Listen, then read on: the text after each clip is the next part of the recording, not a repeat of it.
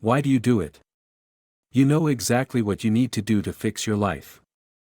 You have the plan. You have the desire. You know that if you just did the work, in 6 months, you would be unrecognizable. But you don't do it. Instead, you procrastinate. You eat the food that makes you sick. You text the person who broke your heart. You stay up until 3 a.m. scrolling through screens that make you depressed. It feels like there is a ghost in the machine. A second version of you that is actively trying to destroy you. Psychologists call this self-sabotage. But here is the dark truth that nobody tells you: you are not destroying yourself because you are broken. You are destroying yourself because your brain loves safety more than it loves happiness. Today, we are going to open the hood of your subconscious mind to find the guardian that is holding you back. And we are going to kill it. Imagine a thermostat in a room set to 70 degrees. If the temperature drops to 60, the heater kicks in to bring it back up to 70. But here is the catch: if the temperature rises to 80, if things get too good, the air conditioner kicks in to bring it back down to 70. Your life works exactly the same way. This is a concept known as the upper limit problem. You have an internal setting for how much love, money, and success you think you deserve. This is your baseline. Let's say your baseline for happiness is a 5 out of 10. Suddenly, something amazing happens. You get a promotion.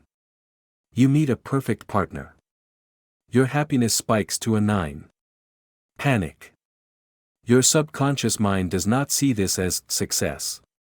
It sees it as the unknown. And to the primitive brain, the unknown equals death. So, the subconscious kicks in. It triggers an argument with your partner for no reason. It makes you oversleep on a big day.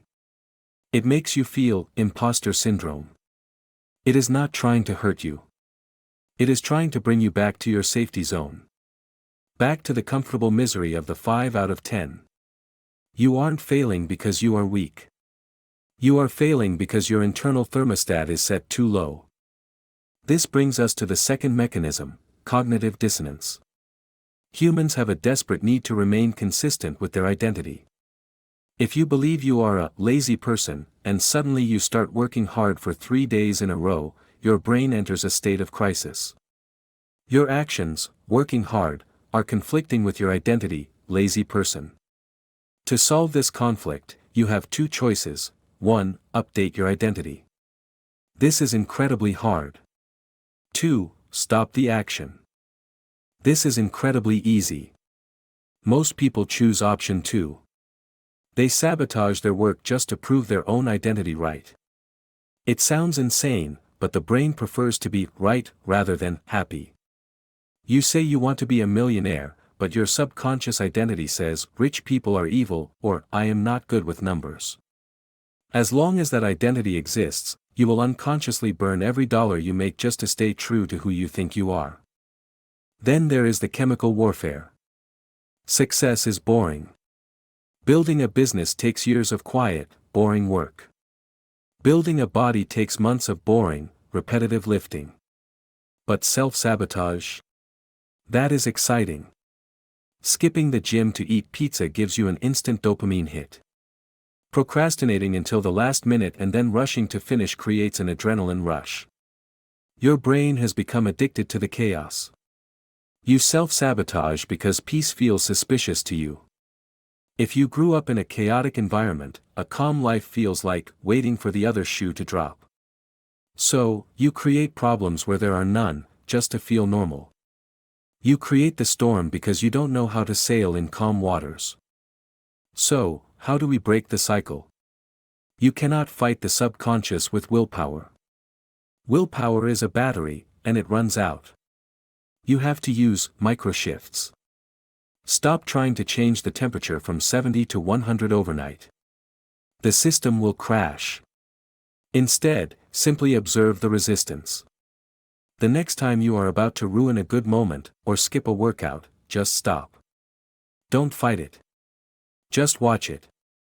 Say to yourself, there it is. My thermostat is trying to pull me back. By simply naming it, you detach from it. Then, do the smallest possible positive action. If you are scared to go to the gym, just put on your shoes. That's it. You are proving to your subconscious that change is safe. Slowly, you reset the thermostat. You raise the baseline. Until one day, success doesn't feel scary. It feels like home. Mastering your own mind is the first step. If you can stop sabotaging yourself, you become powerful. But once you become powerful, you become a target. The world is full of people who understand human behavior better than you do, and they will use it to control you. Now that you understand your internal enemy, you must learn to spot the external ones. In the next video, we are going to dive into dark psychology. We will break down the 7 signs that someone is trying to manipulate you without you even knowing it. You have fixed the defense, now let's prepare for the offense. Click here to subscribe, and turn on the bell. You don't want to miss that one.